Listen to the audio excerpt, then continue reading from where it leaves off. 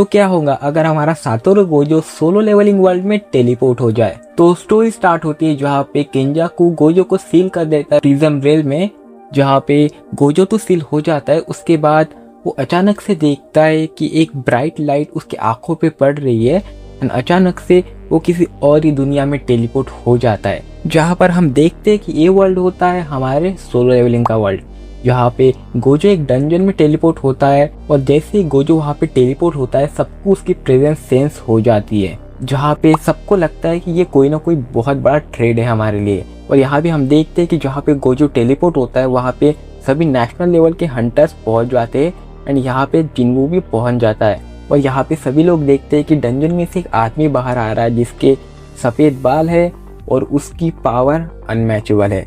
और यहाँ पे जिन्वू भी सेंस करने का ट्राई करता है कि गोजो की पावर लेवल क्या है, बट जिन्वू का सिस्टम उसे एक ही बात बताता है, एरर। मतलब जिन्वू भी गोजो की पावर लेवल सेंस नहीं कर पाता। और यहाँ पे हम देखते हैं कि गोजो के पीछे डंजन से एक मॉन्स्टर पे बाहर आ रहा होता है और सबको यही लगता है कि ये मॉन्स्टर गोजो के साथ ही आया, मतलब इनडायरेक्टली इस मॉन्स्टर को गोजो ने ही लाया है। तो यहाँ पे जिन्वू गोजो से बोलता है तुम्हारे पीछे जो मॉन्स्टर है क्या वो तुम्हारे साथ आया है या फिर तुम्हारा प्लान कुछ और है इसे लेकर।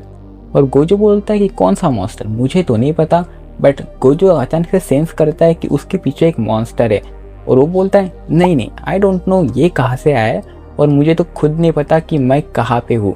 और सिचुएशन देखकर तो मुझे ऐसा लगता है कि अगर मैं यहाँ पे नहीं होता तो शायद अच्छा होता। और हम देखते हैं कि वो अचानक से वो मॉन्स्टर गोजो पे ही हमला करने लगता है, जहाँ पे गोजो तो आराम से उसका डिफेंस कर लेता है, लेकिन वो हमला जिन्वू के पास चला जाता है, जहाँ पे जिन्वू भी अच्छे से डिफेंस कर लेता है। लेकिन बाद में हमें पता चलता है कि ये मॉन्स्टर एक मोनार्क लेवल का मॉन्स्टर है, जहाँ पे जिन्वू का सिस्टम उसे एक थ्रेट का वार्निंग देता है। और यहाँ पे हमें पता चलता है कि जिन्वू का सिस्टम उसे जो थ्रेट की वार्निंग दे रहा था वो गोजो के बारे में नहीं था, वो था इस मोनार्क के बारे में। और यहीं पे जिन्वू समझ जाता है कि बात क्या है। और यहाँ पे जिन्वू ट्राई करता है कि वो उसके शैडो आर्मी को समन करे, लेकिन अनफॉर्चुनेटली वो ऐसा नहीं कर पाता। और बाद में वो मोनार्क लेवल का मॉन्स्टर बोलता है कि क्यों तुम्हारी आर्मी समन नहीं कर पा रहे हो क्या।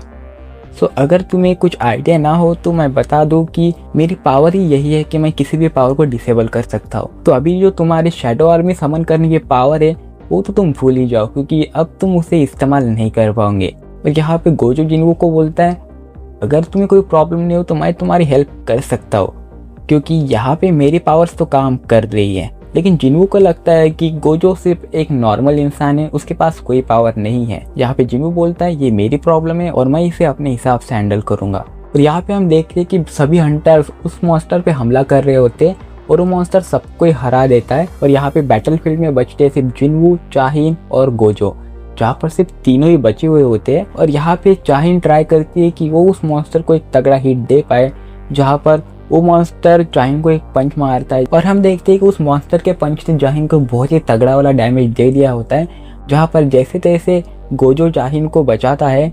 और यहाँ पे गोजो बोलता है अगर तुम चाहो तो मैं तुम्हारी मदद कर सकता हूँ। और जिन्वू बोलता है कि ठीक है, अगर तुम कुछ कर सकते हो तो कर लो। और यहाँ पे गोजो उस मॉन्स्टर के पास बहुत ही आराम से जा रहा होता है और वो मॉन्स्टर गोजो को टच भी नहीं कर पाता, बिकॉज हमें पता है कि गोजो की इन्फिनिटी की वजह से गोजो को कोई अननोन चीज़ ऐसे टच नहीं कर पाती।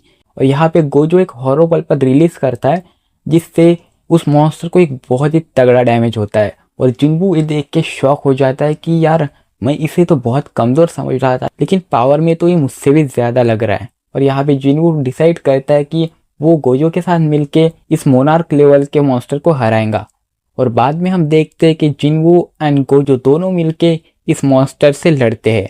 और यहाँ पे जिन्वू उसके फिजिकल स्ट्रेंथ से लड़ाई कर रहा होता है और यहाँ पे गोजो भी उसकी फिजिकल स्ट्रेंथ और ब्लैक फ्लैश से उस मॉन्स्टर को बहुत ही तगड़ा डैमेज दे रहा होता है, जहाँ पर एट द एंड हम देखते हैं कि वो मॉन्स्टर कमजोर पड़ने लगता है। और यहाँ पे गोजो उसके एक ब्लैक फ्लैश से उस मॉन्स्टर को खत्म कर देता है। और जैसे वो मॉन्स्टर खत्म होने लगता है हमें दिखता है कि उस मॉन्स्टर के अंदर सुकुना की एक फिंगर होती है, जहाँ पे गोजो उसे पूछने वाला होता है कि ये फिंगर तुम्हारे अंदर कैसे आई। उससे पहले वो मॉन्स्टर वैनिश हो जाता है।